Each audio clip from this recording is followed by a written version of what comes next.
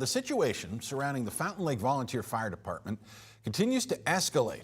New developments include another leadership change, questions about an emergency meeting of their board, and a growing legal dispute.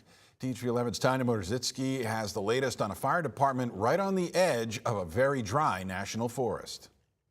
Harry Baker, the now former assistant fire chief with Fountain Lake Volunteer Fire Department, says the battle with the fire board started last year when he was chief and took expired air packs off the trucks. They expired years ago, and I didn't want to be responsible. It's since turned into staffing shortages, him being fired and rehired but demoted, and a legal battle, leaving the future of fire protection in Fountain Lake in limbo. And every one of them voted yes to fire me. And now Baker is unemployed again after a very public months-long battle with the board that he says oversteps the roles. I've told you how multiple firemen have quit, leaving the department to bare bones, and how many have inquired attorneys.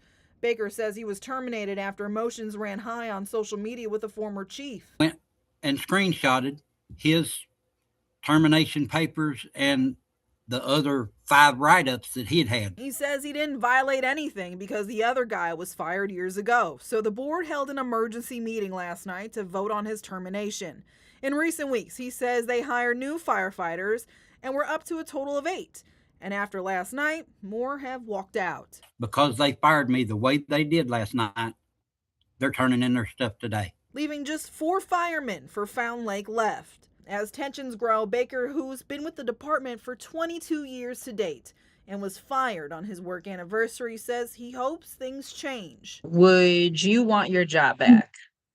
Yes, right now. In Fountain Lake, Tanya Motorzitsky, TV11 News.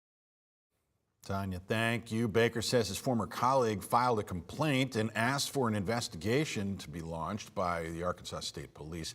We have no updates, though, at this point on the other lawsuits involving the Fountain Lake Fire Department.